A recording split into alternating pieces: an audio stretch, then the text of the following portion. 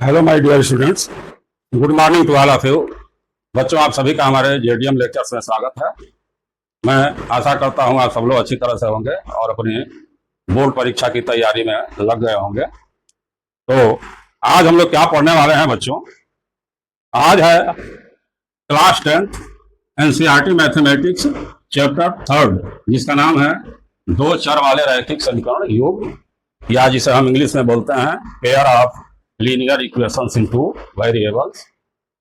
इस चैप्टर की यह 3rd वीडियो है, जिसमें हम प्रश्नावली 3.2 के प्रश्नों को टेकअप करेंगे, सॉल्व करेंगे।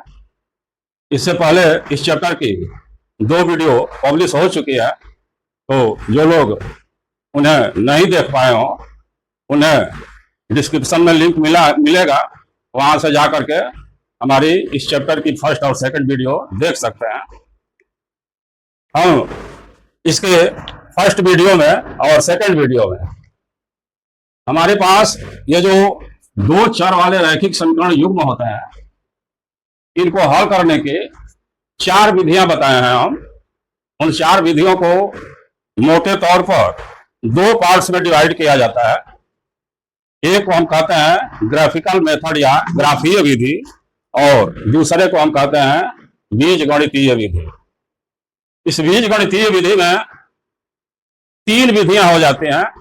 एक को हम कहते हैं प्रतिस्थापन विधि या सब्स्टिट्यूशन मेथड, दूसरा होता है विलोपन विधि या जिसे हम कहते हैं इलिमिनेशन मेथड, और एक 3rd भी होता है, उस मेथड को हम हिंदी में कहते हैं वज्र गुणन विधि, या इंग्लिश में उसको क्रॉस मल्टीप्लिकेशन मेथड कहा जाता है।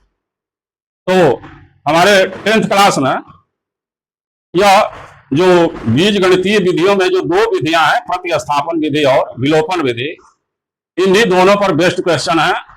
क्रॉस मल्टीप्लिकेशन मेथड या वज्र गुणन विधि पर आधारित प्रश्न नहीं है। तो हमें इन्हीं दोनों विधियों में से आज जो है इस 3.2 में प्रतिस्थापन विधि का यूज करके 2 चर वाले रैखिक समीकरण युग्म को हल करने सीखना है। और इस प्रश्नावली 3.2 में जितने भी समीकरण युग्म मिलेंगे, चाहे वह समीकरण युग्म ऑलरेडी बने हो या समस्याएं दी गई हो उनसे हमें समीकरण युग्म बनाना हो, लेकिन उनको हम सॉल्व करेंगे तो इस सब्स्टिट्यूशन मेथड या प्रतिस्थापन विधि से ही सॉल्व करेंगे। तो देखा जाए, ये जो फर्स्ट क्वेश्चन है, इसमें लिखा है कि निम्न रैखिक समीकरण युग्म को प्रतिस्थापन विधि से हल कीजिए। ये चीज अभी अभी हम बता चुके हैं। अब ये हमारा प्रश्न 1 का फर्स्ट पार्ट है, जिसमें ये 2 समीकरण दिए गए हैं। एक है x + y = 14, ये फर्स्ट समीकरण है, और x - y = 4 यह सेकेंड समीकरण है। स्टेप बाय स्टेप हमें समझना है कि हम प्रतिस्थापन विधि में क्या प्रोसेस फॉलो करते हैं। तो देखो बच्चों, यहाँ जो ये 2 समीकरण दिए गए हैं, फर्स्ट स्टेप में हम दोनों में से कोई भी समीकरण ले सकते हैं।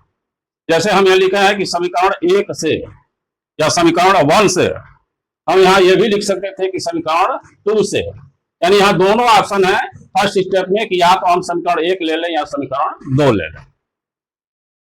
यहाँ अगर हम समीकरण 1 लेते हैं तो समीकरण 1 हमारा यह है x + y = 14।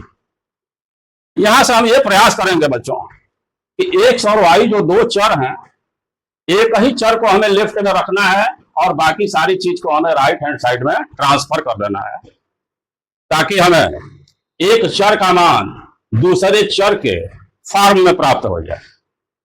जैसे अगर x + y = 14 है, यहां हम y को ही लेफ्ट में रखते हैं और x को राइट हैंड साइड में ट्रांसफर कर देंगे, तो इधर लेफ्ट में y बचेगा और राइट हैंड साइड में 14 - x हो जाएगा। यहां जो y का वैल्यू है 14 - x होगा, इसको हम कुल मिलाकर यही कहेंगे कि हम y का मान तो पाए हैं, लेकिन x के फॉर्म में पाए हैं। इस तरह से अगर हम इधर x को रखते तो इधर x का मान y के रूप में प्राप्त होता है, y को रखे हैं तो y का मान x के रूप में प्राप्त होता है। ये हमारा फर्स्ट स्टेप होता है कि हम दोनों समीकरणों में से कोई भी समीकरण ले करके और उसमें एक चर का मान दूसरे चर के रूप में प्राप्त करना। जब हम ऐसा कर लिए तो अब जो यह y का मान हमें मिला, तो जिस समीकरण से हम यह y का मान पाए हैं उस समीकरण को छोड़ करके बाकी इसमें जो दूसरा समीकरण बनता है उस समीकरण में हमें इस y के मान को रख देना है। जैसे मान लो हम जब यहाँ समीकरण 1 से यह y का मान पाए हैं तो y का मान हम समीकरण 2 में रखेंगे। अगर 2 से पाए होते तो जो भी हमको x या y का मान प्राप्त होता उसको हम समीकरण 1 में रखेंगे। जब हम y का मान समीकरण 2 में रखेंगे तो ये हमारा समीकरण 2 है, पहले से यहाँ x लिखा हुआ है। चूंकि यहाँ माइनस साइन है और इस y का मान 2 पदों में है, इसलिए हम माइनस साइन दे करके यह 14 माइनस x को हम ब्रैकेट में लिख लें और इक्वल्स जैसे यहाँ 4 है वैसे हम 4 लिख लिए। अब हमें जरूरत है इसको सिंप्लीफाई करने का। तो देखो बच्चों यहाँ ब्रैकेट लगा है और ब्रैकेट के पहले अगर माइनस साइन लगा हो तो इस ब्रैकेट को तोड़ते समय इस ब्रैकेट के अंदर हम साइन चेंज कर लेते हैं। जैसे मान लो यहाँ पर 14 प्लस में है और x माइनस साइन के साथ है, तो यहाँ जब माइनस है तो यह जो प्लस 14 है यह माइनस 14 बन जाएगा और जो माइनस x है यह प्लस x बन जाएगा। ऐसा आप लोग अर्लियर क्लासेज में भी पढ़े होंगे कि ब्रैकेट को लगाते समय या ब्रैकेट को तोड़ते समय अगर पहले माइनस साइन आया है तो ब्रैकेट के अंदर के जो भी टर्म्स होते हैं उन सभी के साइन हम अपोजिट कर लेते हैं। तो ऐसा हम पा गए कि x minus 14 plus x equals 4। अब यहाँ x ये दोनों प्लस के x हैं, ये ऐड होकर के 2x होंगे और ये जो माइनस 14 है इधर आकर के 4 में ऐड होगा तो यह 18 हो जाएगा। तब यहाँ हम पाएंगे 2x इक्वल्स 18। यहाँ से x का वैल्यू या 2 आकर के यहाँ 18 को डिवाइड करेगा तो हम 9 पाएंगे। यहाँ हम फाइनली x का वैल्यू पा गए 9। इस तरह से जब हमें x या y किसी का भी फाइनली मान मिल जाए और हम इस x के मान को इन दोनों में से किसी भी समीकरण में पुट कर सकते हैं तो y का मान हमें मिल जाएगा। तो हम यहाँ लिखे हैं कि x का मान समीकरण 1 में रखने पर समीकरण 2 में भी रखा जा सकता है, लेकिन जब हम समीकरण 1 में रखे हैं एक है x प्लस वाई, x का वैल्यू 9 मिल गया तो 9 प्लस वाई इक्वल्स 14, तो y इक्वल्स या 9 आकर के इस 14 में से माइनस होगा तो i मिलेगा। यहाँ y इक्वल्स i मिला और फाइनली हम इस दोनों समीकरण युग्मों को हल करने पर x का मान पाए 9 और y का मान मिला 5। यही दोनों मान प्राप्त हो गए और यही हमारे इस पार्ट के आंसर होंगे। तो हमें उम्मीद है कि समझ में आया होगा।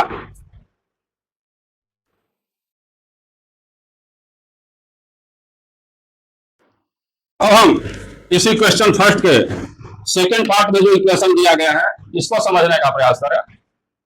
यहाँ फर्स्ट इक्वेशन है कि a माइनस टी इक्वल्स 3, ये फर्स्ट इक्वेशन हो गया। और बच्चों क्वेश्चन में हमको ये जो सेकंड समीकरण है यह दिया गया है कि s minus 3 plus T s by 3 plus T by 2 equals 6। अब यहाँ ये तो समझ में आ रहा है कि यह सिंपल सा है, यहाँ थोड़ा कॉम्प्लिकेटेड फॉर्म आ गया। तो हम ये प्रयास करेंगे कि हमारा ये समीकरण भी इसी की तरह बन जाए। इसके लिए एक हम मेथड बता रहे हैं बच्चों, अगर वो समझ में आ जाए तो एक लाइन में ही पूरा का पूरा समीकरण इस रूप में चेंज हो गया है। कहीं पर भी डिवाइड में कोई संख्या हमको नहीं दिखेगी। और वो मेथड ये है बच्चों कि जो भी यहाँ पर हर में संख्याएं हमको दिख रही हैं इन संख्याओं का हम एलसीएम ले लें। तो चूंकि छोटी छोटी संख्याएं हैं, एक 3 है और एक 2 है, तो हम जानते हैं कि 3 और 2 का एलसीएम 6 होगा। अब हमें कुछ नहीं करना है, ये जो 3 टर्म हमको दिख रहे हैं लेफ्ट में 2 और राइट में 1, इन तीनों में हमें इसके एलसीएम 6 से ही मल्टीप्लाई कर देना है। तो थोड़ा ध्यान से देखना बच्चों, अगर हम यहाँ पर इंटू 6 करते हैं तो वह 6 इस 3 से डिवाइड हो जाएगा तो 2 मिलेगा, तो वह हो गया 2s। प्लस साइन लगा लिया हम। यहां पर अगर हम इंटू 6 करते हैं तो वह 6 इस 2 से डिवाइड होकर के 3 मिलेगा, तो यहां हो गया 3t। और इस 6 में जब 6 का मल्टीप्लाई हो गया तो ये हो गया 36। ऐसा करते ही हमारा ये समीकरण भी सिंपल सा हो गया, कहीं पर भी डिवाइड में कोई संख्या नहीं दिख रही है। अब जब ऐसा हो गया तो इसी को हम समीकरण 2 लगाते हैं। ये दिया हुआ है या ये है, ये दोनों समीकरण एक ही हैं, थोड़ा इनके फॉर्म में अंतर दिख रहा है। जब ये समीकरण दो हो गए 1 और 2, तो फिर जिस प्रोसेस से हम इसमें सॉल्व किए हैं उसी प्रोसेस को यहां पर भी फॉलो करें। यहां भी हम लिख लिए कि समीकरण 1 से, ये हमारा समीकरण है, इस समीकरण से अगर हम एस का मान निकालना चाहते हैं तो यह माइनस टी इधर आ जाएगा, तो हम 3 प्लस टी कहें अथवा टी प्लस 3 कहें, यहां से समीकरण 1 से हमको एस का मान मिला टी प्लस 3। चूंकि यह मान हम समीकरण 1 से पाए हैं, इसलिए जो भी एस का मान टी के रूप में मिला है, इस मान को हम समीकरण 2 में रखेंगे। यहां हम लिखे हैं कि एस का मान समीकरण 2 में रखने पर, अब समीकरण ये है 2s, ये 2 तो 2 हो गया, एस का वैल्यू यहां से हमको टी प्लस 3 मिल रहा है, तो हम ब्रैकेट लगा करके टी प्लस 3 लिख लिए, प्लस यहाँ 3t है वह 3t लिख लिए, और इक्वल साइन के आगे 36 है तो वो हम लिख लिए। अब इसी को हमें सिंप्लीफाई करना है। जब हम इस ब्रैकेट को ब्रेक करेंगे तो 2 में t का मल्टीप्लाई होगा 2t प्लस 2 3 जा 6 प्लस ये 3t और ये 36, यहाँ 2t और 3t ऐड होकर के 5t बनेंगे, और यह 6 जा करके इधर 36 से माइनस होगा तो यह 30 बन जाएगा। तो अगर 5t इक्वल्स 30 मिलता है तो t का वैल्यू हमें, या 5 आकर के इसको डिवाइड करेगा तो t का वैल्यू हमें 6 मिलेगा। फाइनली जब हमको इस t का वैल्यू मिल गया तो s का मान पाने के लिए इस t के वैल्यू को हम 1 में या 2 में किसी में भी रख दें, तो हम यहाँ 1 में ही रखे हैं। t का मान समीकरण 1 में रखने पर s माइनस जो यहाँ t है वहां पर हम 6 रख दिए इक्वल्स 3, तो s इक्वल्स -6 इधर आया तो 3 में ऐड होकर के 9 हो गया। यहाँ हम फाइनली आंसर पाए कि s इक्वल्स 9, t इक्वल्स 6, और ये हमारे इस पार्ट का आंसर था। तो हमें उम्मीद है कि यह पार्ट समझ में आया होगा। थोड़ा सा जहां यहाँ हम एलसीएम लेकर के मल्टीप्लाई किया है वहीं पर सावधानी रखनी है, अन्यथा और भी कुछ दूसरा चीज इसमें नहीं। जो हमारा थर्ड इक्वेशन है बच्चों, यह भी एक विशेष टाइप का है, ध्यान देना है।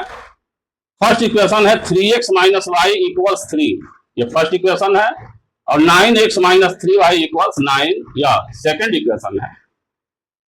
यहाँ स्थिति ये बन रही है कि अगर हम a1 बाई a2 का वैल्यू निकालते हैं तो 3/9 जो हमें 1/3 मिलेगा, b1 बाई b2 -1 बाई -3 यह भी 1/3 मिलेगा, और c1 बाई c2 3/9 होगा जो यह भी अपने सिंपलेस्ट फॉर्म में 1/3 होगा। यहाँ हम देख रहे हैं कि a1 by a2 equals b1 by b2 equals c1 by c2। तो इस तरह की जब स्थिति बन जाती है दो समीकरणों में कि a1 by a2, b1 by b2 और c1 बाई c2, ये तीनों इक्वल हो जाते हैं, तो ऐसी स्थिति में बच्चों ये देखने में तो समीकरण दो हैं, लेकिन एक्चुअल में यह एक ही समीकरण है। अगर हम इसको 3 से डिवाइड कर दें तो यहाँ पर 3x माइनस वाई इक्वल्स 3 मिलने लगेगा, या इसी समीकरण को हम 3 से मल्टीप्लाई कर दें तो यह मिलने लगेगा। और ऐसा करने के लिए हम फ्री हैं, हम किसी भी समीकरण को किसी भी संख्या से मल्टीप्लाई कर दें अथवा डिवाइड कर दें तो हमें वही समीकरण प्राप्त होता है जो समीकरण हमें पहले से दिया हुआ है, उस समीकरण में कोई परिवर्तन नहीं होता है। अब अगर ये दोनों समीकरण एक ही हैं तो फिर वही बात आ गई क्लास 9th वाली कि अगर दो चरों में कोई एक समीकरण हमें दिया हो और पूछा जाए कि इसके कितने हल प्राप्त होंगे, तो उसका आंसर होता है कि इसके अपरिमित रूप से अनेक हल प्राप्त होते हैं, क्योंकि उसमें हम x का अपनी इच्छा से कोई भी स्वच्छ वास्तविक मान पुट करेंगे तो निश्चित रूप से इसके संगत y का भी एक मान प्राप्त होगा। और चूंकि हम कोई भी वास्तविक संख्या x या y के स्थान पर पुट करने के लिए स्वतंत्र हैं, तो हमारे पास वास्तविक संख्याओं का एक भंडार है, और इस तरह से हम बारी बारी से x का एक वास्तविक मान पुट करें, y का मान प्राप्त करें, x का दूसरा मान पुट करें, y का दूसरा मान प्राप्त करें। ऐसा अगर हम करते चलें तो यह मान रखने की प्रक्रिया अनवरत रूप से चलती रहेगी, और अंत में परिणाम यही मिलेगा कि हमें उस समीकरण के अनंत हल प्राप्त होंगे। लेकिन यहाँ क्लास 10th में आकर के हम इस तरह से a1 by a2, b1 by b2 और c1 बाई c2 इन अनुपातों की तुलना से भी हम यह निष्कर्ष निकाल लेते हैं कि दिए गए दोनों समीकरणों का कोई एक हल है, या दिए गए समीकरणों का कोई भी हल नहीं है, या दिए गए समीकरणों के अनंतता अनेक हल हैं। ये 3 स्थितियां प्राप्त होती हैं, और हम वीडियो फर्स्ट और सेकंड में यह चीज बता चुके हैं कि जब a1 बाई a2 और b1 बाई b2 बराबर नहीं मिलते हैं तो ऐसी स्थिति में इस समीकरण युग्म के केवल एक हल प्राप्त होता है। अगर a1/a2 b1/b2 दोनों बराबर मिलते हैं लेकिन c1/c2 इनके बराबर नहीं मिलता है, यानी a1/a2 is equal to b1/b2 is not equal to c1/c2, तो ऐसे केस में ये दोनों जो समीकरण होते हैं इनका कोई भी हल नहीं प्राप्त होता। और जब ये स्थिति बन जाती है तो ऐसी स्थिति में इन दोनों समीकरणों के अनंततः अनेक हल प्राप्त होते हैं। इसीलिए जब ये स्थिति आ गई है तो हम नीचे लिखे हैं कि इस स्थिति में समीकरण युग्म से x के प्रत्येक वास्तविक मान के संगत y का भी एक वास्तविक मान प्राप्त होगा, अतः समीकरण युग्म के अनंततः अनेक हल प्राप्त होंगे। तो इस तरह से हमारा इस क्वेश्चन फर्स्ट का यह फर्स्ट, सेकंड और थर्ड पार्ट कंप्लीट हुआ। आप लोग इसका स्क्रीनशॉट ले लें।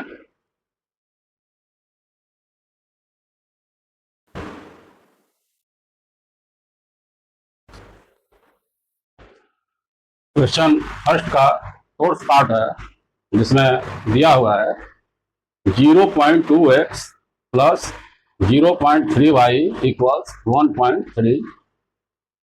क्योंकि यहां पर समीकरण में पॉइंट्स का यूज है और अभी हम पिछले पार्ट्स में ये बता चुके हैं कि कोई भी समीकरण हो उसमें अगर हम किसी संख्या से मल्टीप्लाई कर दें या किसी संख्या से डिवाइड कर दें तो उस समीकरण के मान में कोई परिवर्तन नहीं होता है।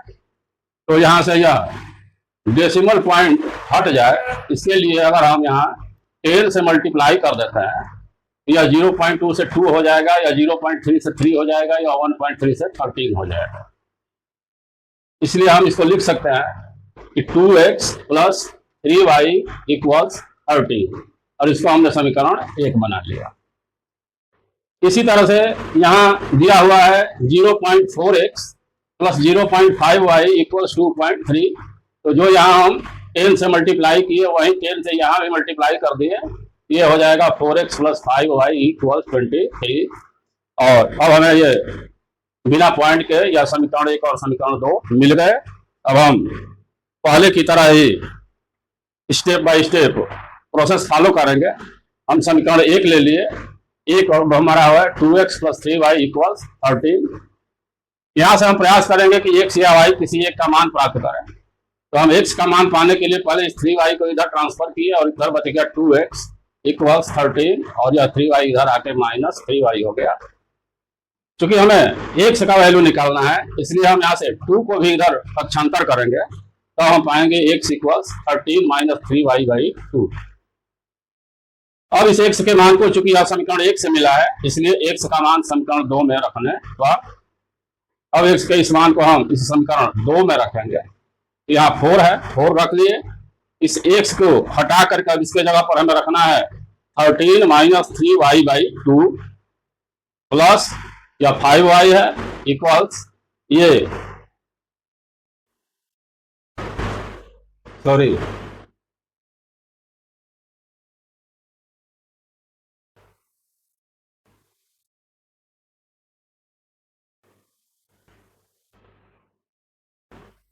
ठीक है, यह 4 ये 4 हो गया।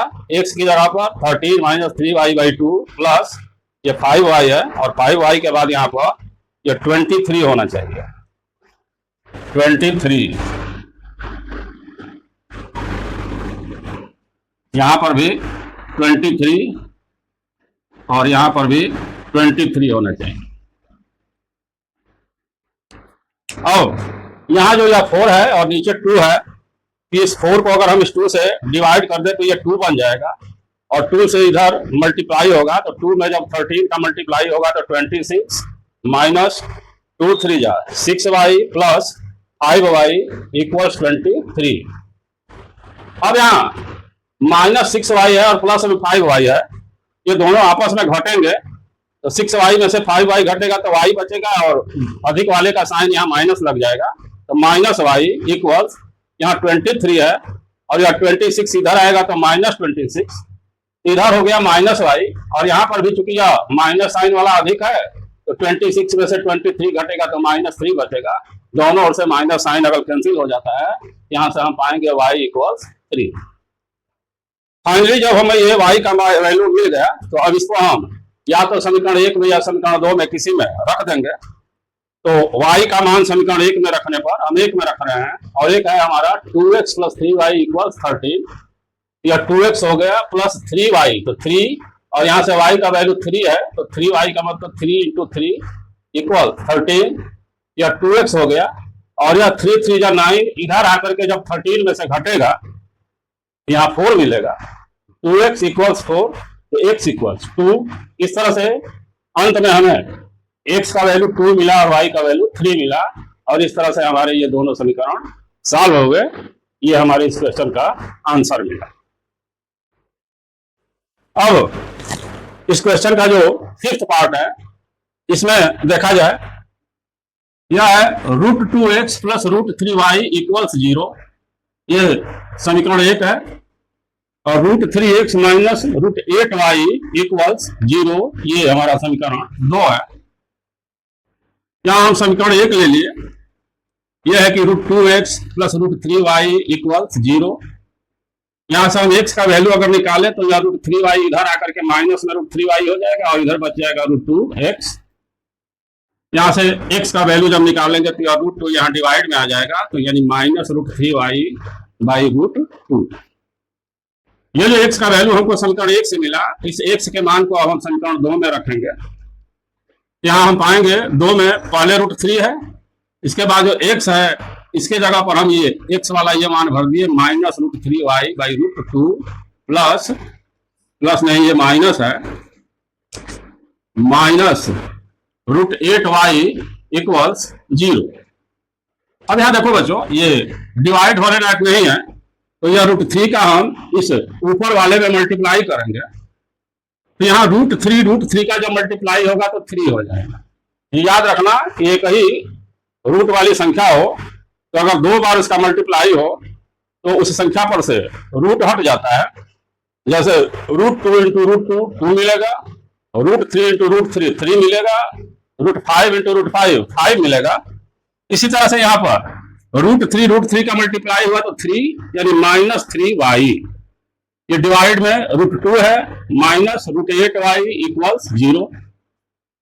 और यहाँ जैसे बच्चों तुम लोगों को अभी अभी हम इसी क्वेश्चन के पिछले पार्ट में बताए हैं कि जब 2 जगह बटा में कोई संख्या आ जाए तो दोनों के एलसीएम से हर टर्म में गुणा कर दो वो डिवाइड वाली संख्या समाप्त हो जाती है।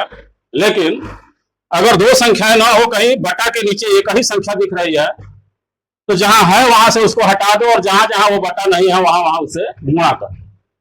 जैसे यहाँ इसके बटा में √2 है, इसमें नहीं है, इसमें नहीं है, यहां से हम हटा दिए तो हमको मिला माइनस 3y। यहां इसका गुणा कर दिया हम तो √8 में जब √2 का मल्टीप्लाई होगा बच्चों तो रूट में ही हमको 16 मिलेगा और √16 का मतलब 4 होता है। तो यहाँ जो √16 मिला उस √16 को हम √16 ना लिख करके उसको हम 4 लिख लिए। यह y हो गया इक्वल्स 0। अब यहाँ दोनों माइनस माइनस हैं, या माइनस में ऐड होकर के माइनस 7y इक्वल्स 0 मिलेगा। तो जब यहाँ राइट हैंड साइड में 0 है तो इस y का वैल्यू 0 बाई माइनस 7 यानी कुल मिलाकर के y का वैल्यू हमको 0 मिलेगा। इस y के मान को अब हम समीकरण 1 या 2 किसी में भी रख दें तो हम 1 में रख रहे हैं। तो एक है हमारा √2x प्लस √3y इक्वल्स 0 और √3y है तो y हटा करके √3 इंटू 0 कर दिए बराबर 0। यह पूरा 0 हो गया तो हमें मिला √2x इक्वल्स 0। तो फिर यहाँ इसी की तरह अगर x का वैल्यू निकाले तो 0 बाई √2 लिखेंगे जो लास्ट में हमको x इक्वल्स 0 मिलेगा। इस तरह से इस क्वेश्चन में हमें x का वैल्यू भी 0 मिला, y का वैल्यू भी 0 मिला और ये हमारा आंसर मिला। इस क्वेश्चन का फर्स्ट क्वेश्चन का जो लास्ट पार्ट है 6वां, ये देखो बच्चों 3x by 2 minus 5y by 3 equals -2। फिर यहाँ दोनों जगह डिवाइड में संख्या दिख रही है तो अगर हम 2 और 3 का एलसीएम 6 लें तो 6 से जब यहाँ इंटू 6 करेंगे तो वह 6 इस 2 से डिवाइड होकर के 3 मिल जाएगा। और तब अगर 3 3 जा 9x माइनस यहाँ अगर हम 6 से मल्टीप्लाई करते हैं तो 3 2 जा 6 और उस 2 से 5 का मल्टीप्लाई होकर माइनस 10y माइनस यहाँ अगर हम 6 से मल्टीप्लाई करते हैं तो यह -12 होगा इस तरह से हमने इसको समीकरण 1 बनाया, जिसमें कहीं पर भी कोई डिवाइड में संख्या नहीं। इसी तरह यहाँ x/3 + y/2 = 13/6, यहाँ भी 3 और 2 का एलसीएम 6 होगा। यहाँ अगर हम इंटू 6 करते हैं तो वह 3 6 से को डिवाइड करके 2 बनेगा, तो 2x होगा, प्लस यहाँ 6 है तो 2 3x हो जाएगा, यानी 3y इक्वल्स, और यहाँ इंटू 6 करते हैं तो यह 6 कैंसिल हो जाएगा, तो यहाँ मिलेगा हमको 13। इस तरह से 2x + 3y = 13, यह हमारा समीकरण 2 बना। अब हम यह समीकरण 1 ले लिए। समीकरण 1 है 9x - 10y = -12। यहां से हम x का वैल्यू इधर रख दिए, y वाले टर्म को उधर पक्षांतर कर दिए, तो इधर तो 9x रह गया। यहाँ हम लिख सकते थे -12 पहले से है, और ये इधर आएगा तो -12 + 10y, उसको हम 10y - 12 लिख लिए, कोई अंतर नहीं है उससे। यहाँ से x का वैल्यू मिलेगा, यह 9 भी यहाँ डिवाइड में आ जाएगा, यानी 10y - 12y 9। चूंकि यह x का वैल्यू हमें समीकरण 1 से मिला है, इसलिए इस x के वैल्यू को हम समीकरण 2 में रखेंगे। तो समीकरण 2 हमारा यह है, पहले से यहाँ 2 है, यह 2 रख दिए, x की जगह पर हम ये मान पुट कर दिए 10y - 12/9 प्लस 3y = 13। यहाँ भी ये कटने लायक संख्या नहीं है, तो डायरेक्ट हम इसका इस अंश में गुणा कर दें, तो 10 2 जा 20y - 12 2 जा 24 बटा में 9 हो गया, प्लस 3y = 13। अब आप लोगों को यह समझ में आ रहा होगा कि जब यहाँ डिवाइड में जब 9 आ गया, तो यहाँ से इसको हटा दे और यहाँ इसका मल्टीप्लाई कर दें। यहाँ से हटाएंगे तो मिलेगा 20y - 24 प्लस यहाँ मल्टीप्लाई करेंगे तो 27y, और यहाँ मल्टीप्लाई करेंगे तो 117 बनेगा। या 20y और 27y ऐड होकर के 47y बना, या 24 भी इधर आकर के प्लस हो गया, तो ये दोनों ऐड होकर के 141 बने। यहाँ से y का वैल्यू मिलेगा, यह 141 के डिवाइड में जब 47 आएगा तो ये 3 टाइम्स में डिवाइड हो जाएगा।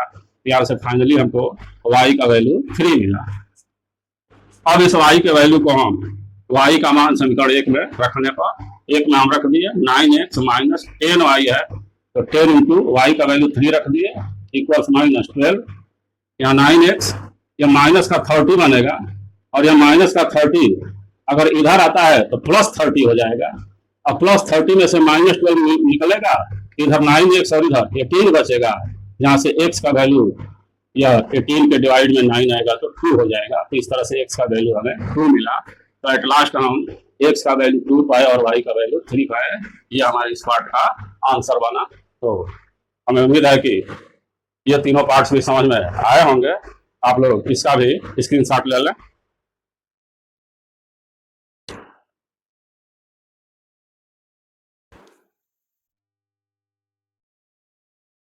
इस एक्सरसाइज का क्वेश्चन 2 है, 2x + 3y = 11 और 2x - 4y = -24 को हल कीजिए, और इसमें m का वह मान ज्ञात कीजिए जिसके लिए y = mx + 3 हो। तो सबसे पहले हम लोग इन दोनों समीकरणों को हल करें, और हल करने के लिए भी हमें प्रतिस्थापन विधि का ही यूज करना है। तो ये 2x + 3y = 11 हमारा फर्स्ट इक्वेशन हो गया, और 2x - 4y = -24 यह सेकंड इक्वेशन हो गया। पिछले प्रश्नों की तरह हम समीकरण 1 से, यानी यह पहला समीकरण ले लिए 2x + 3y = 11। यहाँ से हम ट्राई करेंगे कि x का मान निकालें। तो 2x = या 3y इधर ट्रांसफर करेंगे तो यह 11 - 3y बनेगा। यहाँ से अगर हम 2 को भी ट्रांसफर कर देते हैं तो इधर x बच जाएगा, यानी x = 11 - 3y / 2, या 2 डिवाइड में आ जाएगा, बटा में आ जाएगा। अब यहाँ जो यह x का y के रूप में हमें मान प्राप्त हुआ, यह मान चूंकि समीकरण 1 से मिला है, इसलिए हम x के इस मान को अब समीकरण 2 में रखेंगे। तो हमारा 2 यह समीकरण है जिसमें पहले से 2 है, 2 के बाद यहाँ x का मल्टीप्लाई है, तो x के स्थान पर हम ये वैल्यू पुट करेंगे 11 - 3y/2 -4y = -24। यहाँ हम देख रहे हैं कि यहाँ डिवाइड में भी 2 है, यहाँ भी 2 है, तो ये दोनों 2 कैंसिल हो जाएंगे। बचेगा यहाँ 11 minus 3y minus 4y equals minus 24। ये दोनों y वाले टर्म निगेटिव साइन के साथ हैं, यह ऐड होकर के माइनस 7y होगा, और यह जो प्लस 11 है यह इधर अगर आता है तो माइनस 11 हो जाएगा, जो माइनस 24 माइनस 11 ये ऐड होकर के माइनस 35 बनेंगे। यहाँ से माइनस माइनस भी कैंसिल होगा, और y का वैल्यू पाने के लिए हम 7 यहाँ ले आकर के डिवाइड में लगाएंगे, तो यह y का वैल्यू हमें 5 मिलेगा। और फिर हम इस y का मान, ये फाइनली जब y का मान मिल गया तो इस y का मान को हम 1 में भी पुट कर सकते हैं, 2 में भी पुट कर सकते हैं। तो हम यहाँ पर इस y के मान को 1 में रखे हैं, तो हम यहाँ पाए हैं कि यह 2x है प्लस 3y, तो 3 और y का वैल्यू जो 5 मिला है, यानी 3 इंटू 5 इक्वल्स 11। ये 2x रह गया बच्चों इधर, और ये जो 3 इंटू 5 है यह 15 बनेगा। यह 15 अगर इधर आता है तो 11 माइनस 15, जो 11 माइनस 15 यानी 15 में से 11 घटेगा तो 4 बचेगा, लेकिन माइनस साइन के साथ बचेगा, तो 2x इक्वल्स माइनस 4 मिला। यहां से हमको x का वैल्यू माइनस 2 मिलेगा। तो फाइनली हमको x का वैल्यू माइनस 2 मिल गया, और यहाँ पर y का वैल्यू 5 मिल गया। यहां तक हमारा क्वेश्चन सॉल्व हो गया। अब एक पार्ट और भी है इस क्वेश्चन में कि m का वह मान ज्ञात कीजिए जिसके लिए y equal to mx plus 3 हो। तो हम जो x और y का मान पाए हैं, उस x और y के मान को इस दिए गए संबंध में अगर हम पुट कर देते हैं तो हमें m का मान मिल जाएगा। तो यहां हम लिखेंगे कि x और y का मान y इक्वल्स mx प्लस 3 में रखने पर y का वैल्यू 5, m का वैल्यू हमें निकालना है, x का वैल्यू माइनस 2 होगा, और यह प्लस 3, यह माइनस 2m बनेगा। जो अपने ही पक्ष में अगर रहे तो यह माइनस 2m होगा, और यह 3 अगर 5 की तरफ जाता है तो 5 में से यह 3 माइनस होकर के 2 बचेगा, तो minus 2m equals 2, therefore m equals 2 by minus 2 करेंगे तो यह माइनस 1 मिलेगा। इस तरह एट लास्ट हम इस क्वेश्चन का आंसर पा रहे हैं कि x equals minus 2, y equals 5 और m इक्वल्स माइनस 1। यहाँ आंसर लिखने की जगह नहीं है बच्चों, तुम लोग आंसर लिख लेना, और इस तरह से हमारा यह क्वेश्चन सॉल्व होता है। इसके बाद क्वेश्चन 3 में कई पार्ट हैं, जिसका फर्स्ट पार्ट यह है कि दो संख्याओं का अंतर 26 है और एक संख्या दूसरी की 3 गुनी है, उन्हें ज्ञात कीजिए। और फिर यहाँ पर हमें समस्याएं मिलेंगी, और इन समस्याओं के आधार पर पहले हमें 2 समीकरण बनाने पड़ेंगे, और जब 2 समीकरण बन जाएं तो उन्हें हमें प्रतिस्थापन विधि से हल कर लेना है। यहाँ हम जो 2 अज्ञात संख्याएं हैं, जब इनका अंतर 26 है तो निश्चित है कि जब 2 संख्याएं हैं तो एक संख्या बड़ी होगी और एक संख्या छोटी होगी। तो हम मान लिए कि माना बड़ी संख्या x तथा छोटी संख्या y है। अब अगर बड़ी संख्या x मान लिए, छोटी संख्या y मान लिए, तो पहले ही कहा जा रहा है कि 2 संख्याओं का अंतर 26 है। यहाँ हम लिखेंगे प्रथम शर्त के अनुसार यह हमारी बड़ी संख्या है और यह छोटी संख्या है, और चूंकि दोनों में अंतर 26 है तो स्पष्ट है कि इस बड़ी संख्या में से हम छोटी संख्या को घटाएंगे तो हमें 26 मिलेगा। तो इस तरह से x माइनस वाई इक्वल्स 26, यह हमारा फर्स्ट इक्वेशन है। द्वितीय शर्त के अनुसार अब ये दूसरी शर्त यह है बच्चों यहाँ कि एक संख्या दूसरी की 3 गुनी है। यहाँ थोड़ा सा समझना है हमें। देखो बच्चों, यहाँ हम रफ वर्क में समझा रहे हैं, एक संख्या x है और एक संख्या y है। हम जानते हैं कि यह x बड़ा है और y छोटा है, और कहा जा रहा है कि यह x इस y का 3 गुना है। तो अगर हम इस y को भी 3 गुना कर दें, यानी 3 से मल्टीप्लाई कर दें, ये दोनों इक्वल हो जाएंगे। और जब ऐसा हो जाएंगे तो इस 3y को अगर हम इधर पक्षांतर करते हैं तो यह मिलेगा हमको x माइनस 3y, और इक्वल्स के बाद हमको 0 मिलेगा। इस तरह से यहाँ समीकरण मिलेगा x माइनस 3y इक्वल्स 0। यही यहाँ पर हम लिख चुके हैं कि द्वितीय शर्त के अनुसार x माइनस 3y इक्वल्स 0, और यह हमारा इक्वेशन नंबर 2 बना। अब जब दोनों समीकरण बन गए तो बहुत इजीली हम लोग इसको सब्स्टिट्यूशन मेथड से सॉल्व कर लेंगे। 2 समीकरण बन गए हैं, हम समीकरण 1 ले लिए। एक है हमारा x माइनस वाई इक्वल्स 26, यहाँ से अगर हम x का वैल्यू निकालते हैं y के फॉर्म में, तो यहाँ या y इधर आएगा तो प्लस हो जाएगा, और प्लस में ही 26 है, तो x का वैल्यू हमें मिला y प्लस 26। यह समीकरण 1 से जो x का वैल्यू हमें मिला है y के फॉर्म में, इस x के वैल्यू को हम समीकरण 2 में रखेंगे। तो x का मान समीकरण 2 में रखने पर यह x है, और x का ये वैल्यू हमें मिला है y प्लस 26, तो इस x के स्थान पर हम लिख लिए y प्लस 26, -3y है तो -3y लिख लिए, और इक्वल्स 0। यहाँ -3y है और प्लस में y है, तो -3y से प्लस y सब्ट्रैक्ट होगा, घटेगा, तो माइनस में 2y बचेगा, और यह जो प्लस का 26 है इधर अगर ट्रांसफर करते हैं तो यह -26 होगा। यहाँ से माइनस माइनस कैंसिल हो जाएगा, तो y इक्वल्स इस 26 को या 2 से डिवाइड करेंगे तो यहाँ y का वैल्यू हमको 13 मिलेगा।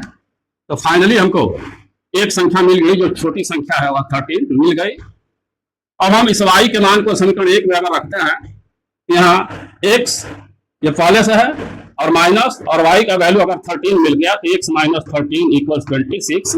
यहाँ से x का वैल्यू मिलेगा, या -13 उधर जाकर के इसमें ऐड हो जाएगा, तो x इक्वल्स 39 मिलेगा। और इस तरह से फाइनली हम आंसर पाएंगे कि बड़ी संख्या हमको 39 मिली और छोटी संख्या 13 मिली।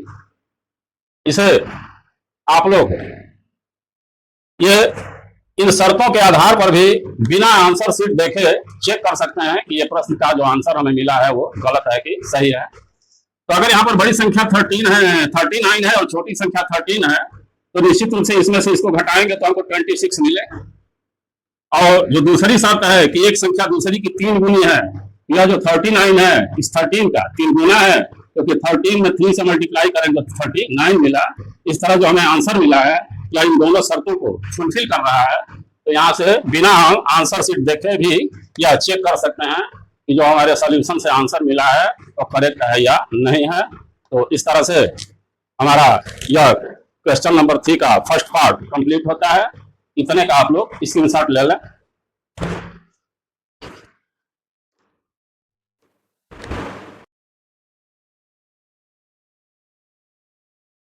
इस एक्सरसाइज का जो क्वेश्चन 3 है, इसका सेकंड पार्ट है कि दो समपूरक कोणों में बड़ा कोण छोटे कोण से 18 डिग्री अधिक है, उन्हें ज्ञात कीजिए। यानी यहाँ दो समपूरक कोण दिए गए हैं।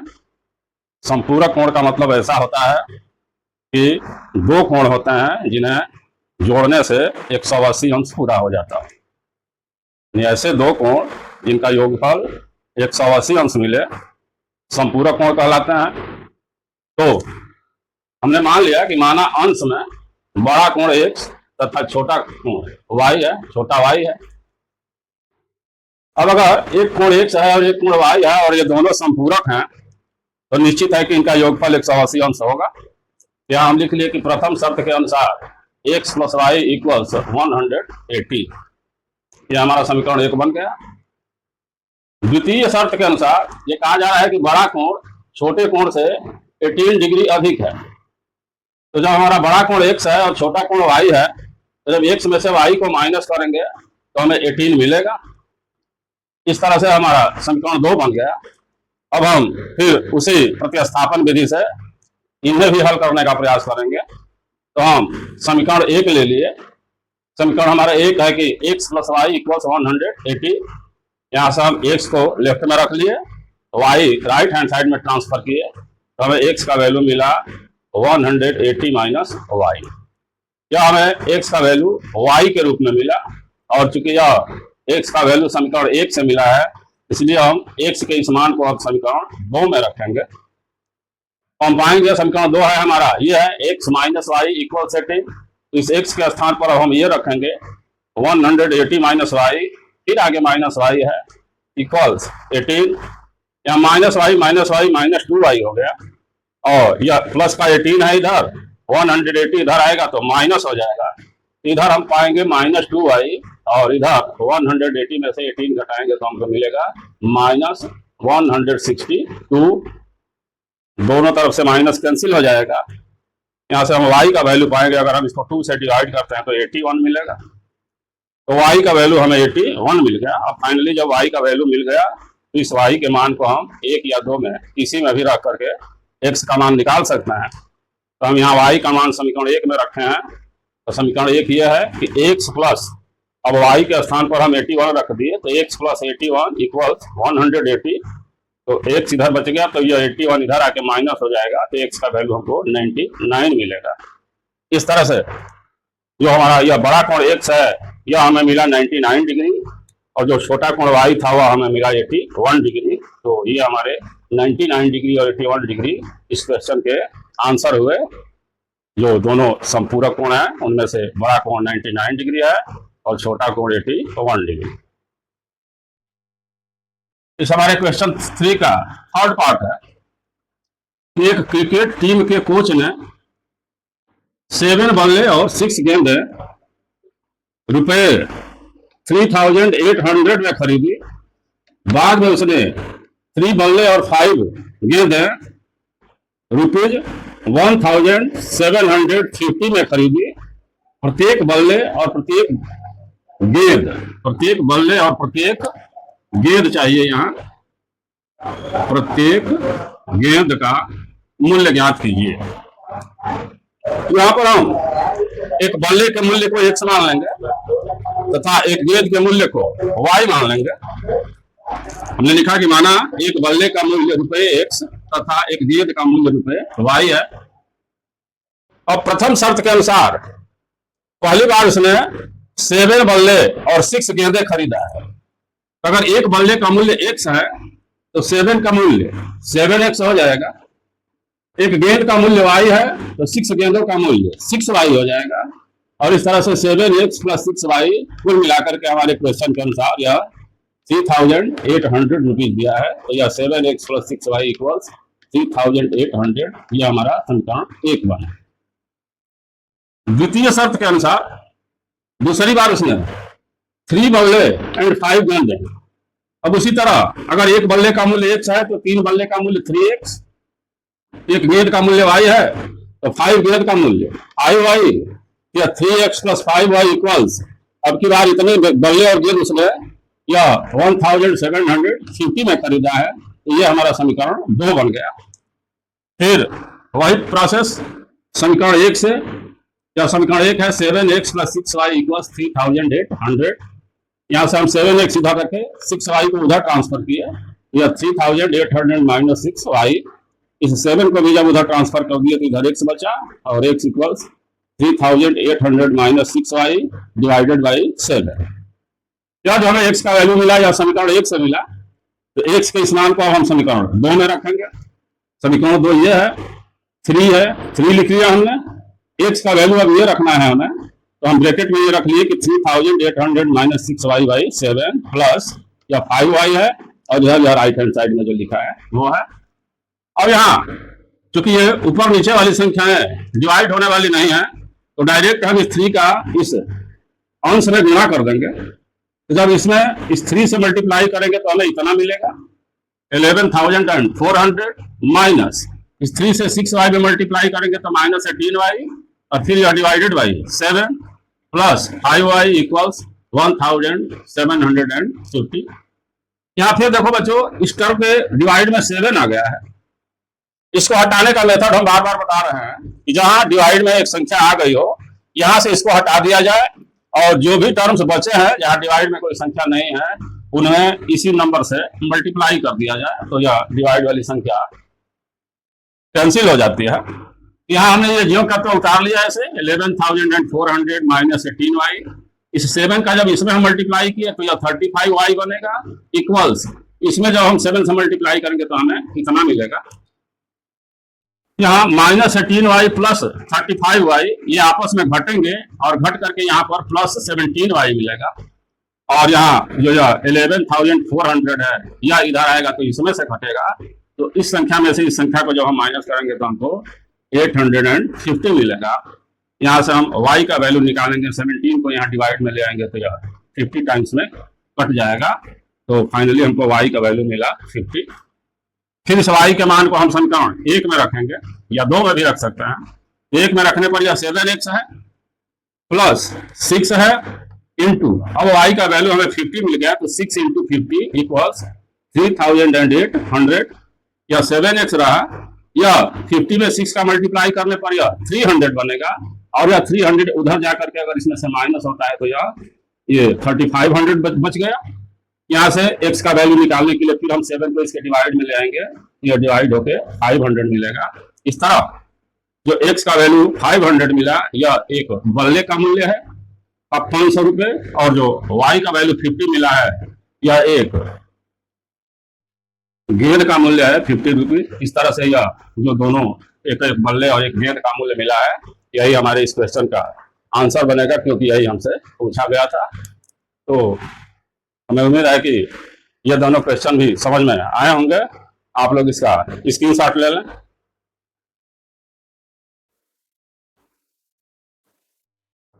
तो इस एक्सरसाइज के क्वेश्चन 3 का 4th पार्ट है कि एक नगर में टैक्सी के भाड़े में एक नियत भाड़े के अतिरिक्त चली गई दूरी पर भाड़ा सम्मिलित किया जाता है। 10 किलोमीटर के लिए भाड़ा रुपए 105 है तथा 15 किलोमीटर के लिए भाड़ा रुपए 155 है। नियत भाड़ा तथा प्रति किलोमीटर भाड़ा क्या है? एक व्यक्ति को 25 किलोमीटर यात्रा करने के लिए कितना भाड़ा देना होगा? इस प्रश्न में 2 पार्ट है। सबसे पहले तो यह समझना है कि इस क्वेश्चन में क्या कहा गया है। टैक्सी के भाड़े के विषय में यह बताया जा रहा है कि टैक्सी के कुछ भाड़ा फिक्स है और उस भाड़े के बाद जितने किलोमीटर भी वो टैक्सी चलेगी वो प्रति किलोमीटर की दर से अतिरिक्त भाड़ा देना पड़ेगा। जैसे मान लो थोड़े समय के लिए हम यह मानते हैं कि उस टैक्सी का फिक्स भाड़ा 50 रुपीज है और प्रति किलोमीटर उसका भाड़ा 10 रुपीज है। तो अगर वह 1 किलोमीटर की यात्रा करेगा तो 50 प्लस 10 यानी उसको 60 रुपया देना पड़ेगा। यदि वो 2 किलोमीटर की यात्रा करता है तो 50 प्लस 2 किलोमीटर का 20 रुपीज ऐड करके देना पड़ेगा। इस तरह से ये कहा जा रहा है कि उस टैक्सी का कुछ भाड़ा तो फिक्स है, वह घटने बढ़ने वाला नहीं है, और उस फिक्स भाड़े के अतिरिक्त प्रति किलोमीटर भी उस टैक्सी का कुछ भाड़ा है। तो यही यहाँ पे कहा गया है कि एक नगर में टैक्सी के भाड़े में एक नियत भाड़ा है जो फिक्स है के अतिरिक्त चली गई दूरी पर भाड़ा सम्मिलित किया जाता है। अब यहाँ फर्स्ट कंडीशन यह है कि 10 किलोमीटर के लिए भाड़ा रुपीज 105 है। यानी अगर 10 किलोमीटर की यात्रा की जाती है तो कुल मिलाकर के ये 105 रुपीज पेड करना पड़ता है, और यदि 15 किलोमीटर की यात्रा की जाती है तो उसके लिए 155 रुपीज पेड करना पड़ता है। तो हमसे पूछा जा रहा है कि नियत भाड़ा कितना है तथा प्रति किलोमीटर भाड़ा कितना है। तो इसके लिए हम यह मान लेंगे कि माना नियत भाड़ा रुपए X है तथा प्रति किलोमीटर भाड़ा रुपए Y है। अगर हम नियत भाड़ा को X मान लिए और प्रति किलोमीटर भाड़ा को Y मान लिए तो प्रथम शर्त के अनुसार हमारी यात्रा है 10 किलोमीटर की, 10 किलोमीटर। तो अगर प्रति किलोमीटर भाड़ा Y रुपए है, यानी 1 किलोमीटर का भाड़ा Y रुपए है, तो 2 किलोमीटर का 2Y, 3 किलोमीटर का 3Y, 4 किलोमीटर का 4Y। इस तरह से अगर यहाँ पर 10 किलोमीटर की जर्नी की जाती है तो उस 10 किलोमीटर के लिए इस प्रति किलोमीटर Y रुपए भाड़ा के हिसाब से वह भाड़ा हो जाएगा 10Y। यहाँ पर यह X तो उसका फिक्स भाड़ा है और 10 किलोमीटर के लिए भाड़ा हो गया 10Y, और इस तरह से X प्लस 10Y या फिक्स भाड़ा और प्रति किलोमीटर भाड़ा मिला जुला करके 10 किलोमीटर की यात्रा में 105 रुपीज भाड़ा बनता है। इसी तरह से द्वितीय शर्त के अनुसार इसमें भी यह X फिक्स भाड़ा है, और यहाँ पर चूंकि 15 किलोमीटर की यात्रा है इसलिए 1 किलोमीटर का भाड़ा Y है, तो 15 किलोमीटर का भाड़ा 15Y हो जाएगा, और यहाँ पर यह नियत भाड़ा और प्लस प्रति किलोमीटर की दर से जो 15 किलोमीटर का भाड़ा हो रहा है वह x प्लस 15y यह मिला जुला करके 155 रुपीज है। यहाँ पर यह x प्लस 10y इक्वल्स 105 यह फर्स्ट इक्वेशन बना और x प्लस 15y इक्वल्स 155 यह सेकेंड इक्वेशन बना। जब ये दो समीकरण बन गए तो हम इनको प्रतिस्थापन विधि से हल करें पहले की तरह। समीकरण 1 से ये हमारा समीकरण 1 है x प्लस 10y इक्वल्स 105। यहाँ से हम x का वैल्यू निकाले तो यह 10y उधर ट्रांसफर होगा, इधर आकर के यह 105 माइनस 10y हो जाएगा। ये जो यहाँ से x का वैल्यू हमें मिला यह समीकरण 1 से मिला है, इसलिए x के इस मान को हम समीकरण 2 में रखेंगे, यानी x का मान समीकरण 2 में रखने पर ये समीकरण 2 यहाँ है, या x का वैल्यू हम रख लिए, ये वाला जो मिला है हमें 105 माइनस 10y और प्लस यहाँ पर 15y है और इक्वल साइन के आगे 155 है, तो ये हम लिख लिए।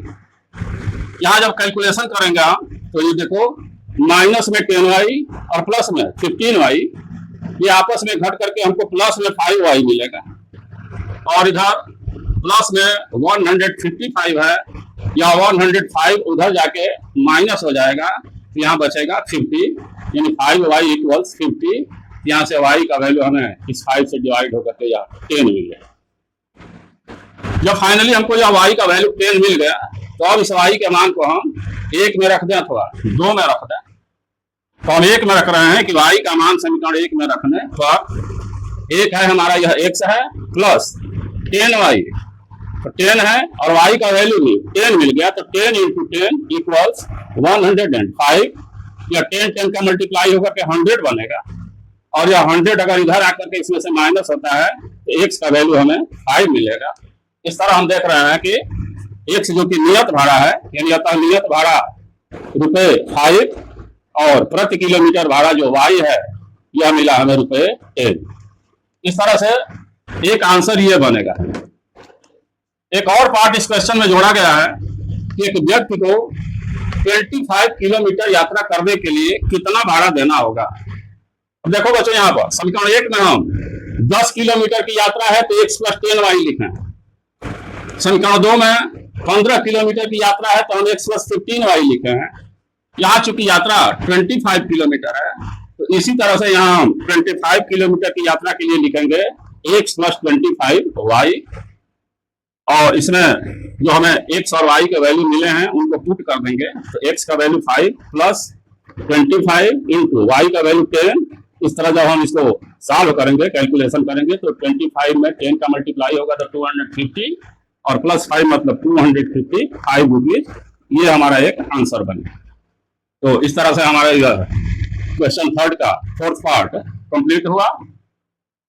इसी क्वेश्चन का 5th पार्ट है कि किसी भिन्न के अंश और हर दोनों में 2 जोड़ दिया जाए तो वह 9/11 हो जाती है। यदि अंश और हर दोनों में 3 जोड़ दिया जाए तो वह 5/6 हो जाती है। वह भिन्न ज्ञात कीजिए। हम जानते हैं कि भिन्न में अंश होता है और हर होता है, और भिन्न को हम अंश बटा हर के रूप में लिखते हैं। तो अगर हम भिन्न के अंश को x माने और हर को y माने तो हमारा भिन्न बनेगा x/y। तो मान लीजिए कि माना भिन्न x/y है। प्रथम शर्त के अनुसार प्रथम शर्त यह है कि अंश और हर दोनों में 2 जोड़ा गया है। यहाँ x प्लस 2/y+2 अंश और हर दोनों में हम 2 ऐड कर दिए। अगर ऐसा कर दिया जाता है तो यह भिन्न 9/11 के इक्वल हो जाता है। ऐसा लिखने के बाद बच्चों हम इसका क्रॉस मल्टीप्लिकेशन करेंगे, तो यहाँ 11 से x प्लस 2 में मल्टीप्लाई करेंगे और 9 से y प्लस 2 में। तो 11 से जब हम x प्लस 2 में मल्टीप्लाई करेंगे तो 11x plus 11 2 22 equals 9y plus 9 2 18। यहाँ से हम x और y वाले टर्म को एक साइड में कर लेंगे। यहाँ 11x पहले से है, या 9y प्लस है, इधर अगर ट्रांसफर करेंगे तो माइनस 9y होगा, और यहाँ प्लस में 18 है और प्लस में इधर 22 है। यह 22 अगर उधर ट्रांसफर किया जाता है तो 18 माइनस 22 होगा, जो ओवरऑल हमको -4 मिलेगा। इस तरह से हमारा समीकरण 1 मिला 11x - 9y = -4। ये इक्वेशन फर्स्ट हो गया। द्वितीय शर्त के अनुसार, द्वितीय शर्त यह है कि यदि अंश और हर दोनों में 3 जोड़ दिया जाए तो वह 5/6 हो जाती है। यहाँ अंश में भी 3 ऐड कर दिए, हर में भी 3 ऐड कर दिए, x + 3/y + 3, तब यह जो भिन्न है यह 5/6 के इक्वल हो जाती है। यहां पर भी हम उसी तरह क्रॉस मल्टीप्लीकेशन करें तो 6x + 6 3 जा 18 = 5y + 5 3 जा 15। फिर हम 5y को इधर पक्षांतर कर लिए तो 6x - 5y, और जब प्लस में 15 है या 18 उधर जाएगा तो 15 - 18 बनेगा, जो ओवरऑल हमें -3 बन के मिलेगा। इस तरह 6x - 5y = -3, यह हमारा इक्वेशन सेकंड हो गया। अब हम फिर उसी तरह समीकरण 1 से, यह हमारा समीकरण 1 है 11x - 9y = -4। यहां से हम x का मान निकालने का प्रयास करेंगे तो पहले 11x इधर रखें, ये -9y है, अगर उधर जाता है तो +9y, और -4 पहले से है, यानी 11x = 9y - 4। यहाँ से x का वैल्यू निकालने के लिए 11 को भी उधर ट्रांसफर करेंगे, यह 9y - 4y 11 मिलेगा। यह x का जो मान मिला है समीकरण 1 से, इस x का मान समीकरण 2 में रखने पर, अब समीकरण यहाँ 2 है, 6 है, और x का मान हमको मिल चुका है 9y - 4/11 माइनस यहाँ 5y है = -3 है। यहाँ बच्चों हम दो काम एक साथ कर लिया है ताकि कुछ यहाँ स्पेस की कमी दिखाई दे रही है। पहले भी हम बता चुके हैं कि यह 6 से इस ऊपर वाले में मल्टीप्लाई हो जाएगा, तो मल्टीप्लाई होने के बाद भी यह डिवाइड में 11 बना रहेगा, और इस डिवाइड का 11 हटाने के लिए जहां है वहां से हम इसको हटा दिए और इन दोनों टर्म्स में हम इसका मल्टीप्लाई कर दिए। यहाँ हम पाएंगे 6 में 9 का मल्टीप्लाई होकर 54y माइनस 6 में 4 का मल्टीप्लाई होगा तो -24 माइनस 50, ये 11 में 5 का होगा तो 55y इक्वल्स 11 में -3 का होगा तो -33। यहाँ हम देख रहे हैं कि माइनस में 55y है और प्लस में 54y है, ये दोनों आपस में घट करके -y मिलेंगे, और यहाँ -33 है और ये 24 अगर उधर जाता है यह +24 हो जाएगा, तो -33 + 24 ये आपस में घट करके माइनस में 9 मिलेगा। यहाँ से माइनस माइनस अगर कैंसिल होता है तो y = 9, यानी फाइनली हमें y का वैल्यू मिल गया 9। अब इस y के मान को हम समीकरण 1 में रख दिए, तो समीकरण 1 यही है 11x - 9y, तो 9 और y का वैल्यू भी 9, यानी 11x - 9 × 9 = -4।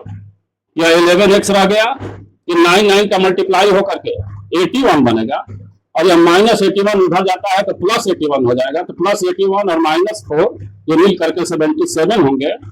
तो अगर 11x = 77 therefore x = 7, यहाँ जो हमारा भिन्न का अंश है वह हमको 7 मिला, और जो हर है y उसका वैल्यू 9 मिला, तो फाइनली हमारा जो भिन्न होगा वह 7/9 होगा। ये इस प्रश्न का आंसर बनेगा। तो हमें उम्मीद है कि ये दोनों प्रश्न भी समझ में आए होंगे। आप लोग इसका स्क्रीनशॉट ले लें।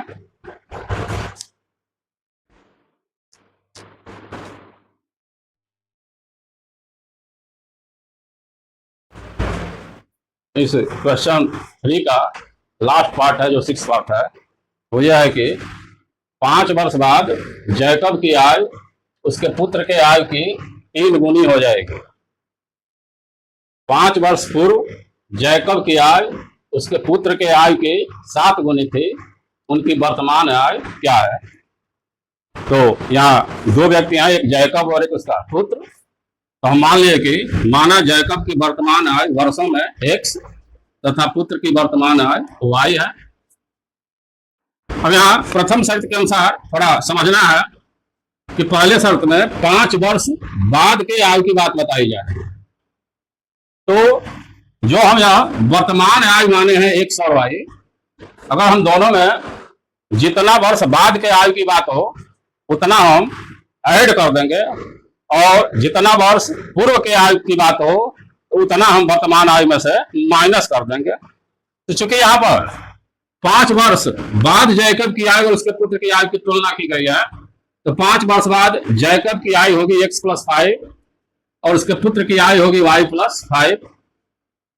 अब चूंकि जैकब की आयु इस पुत्र की आयु की 3 गुनी है, तो अगर हम इसको 3 से मल्टीप्लाई कर दें, यह जैकब की आयु और उसके पुत्र की आयु इक्वल हो जाएगी। इसलिए हम यहाँ पर इस पुत्र की आयु में 3 से मल्टीप्लाई कर दिया है। अब यहाँ हम इसको सिंपल बना करके इक्वेशन बना लेंगे। यह x+5 है, यहाँ 3 से मल्टीप्लाई होगा तो 3y+15।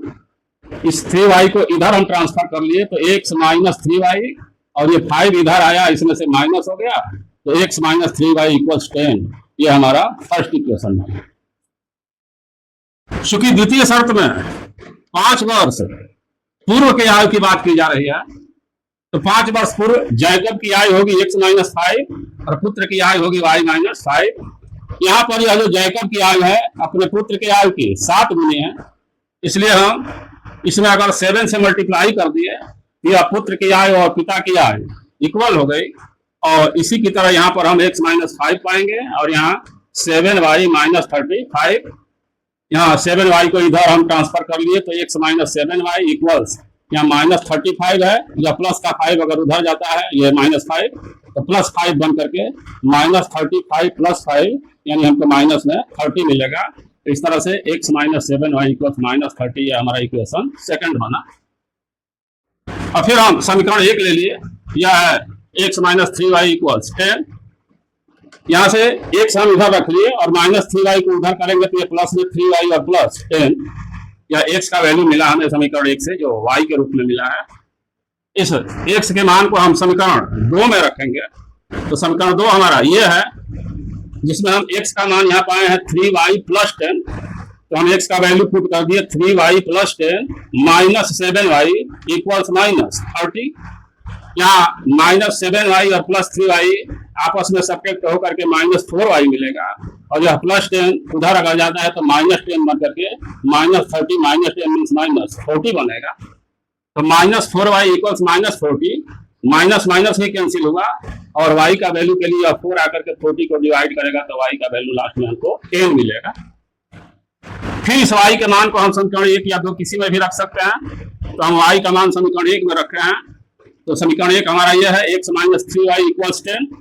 x - 3, y का वैल्यू 10 पुट कर दिए और इक्वल्स 10। यहाँ 10 में 3 से मल्टीप्लाई होगा तो -30 होगा, और यह -30 उधर जाएगा तो +30 हो जाएगा, तो लास्ट में x का वैल्यू हमको 40 मिलेगा।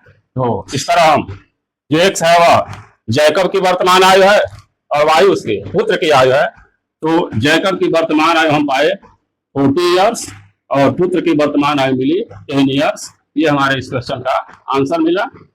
तो इस तरह से बच्चों, यह इस एक्सरसाइज का क्वेश्चन 3 का लास्ट पार्ट था, और इसी के साथ हमारा यह एक्सरसाइज 3.2 कंप्लीट होता है। अगर मेरी वीडियो पसंद आ रही हो, हमारे द्वारा पढ़ाए गए मैथ्स के क्वेश्चन समझ में आ रहे हो, तो आप लोग इसको लाइक करें, चैनल को सब्सक्राइब करें और अपने दोस्तों में अधिक से अधिक शेयर करें, ताकि और भी अच्छी वीडियो आपके सामने जा सकें और आप उसका अधिक से अधिक लाभ उठा सकें। Thanks for watching my video. Bye.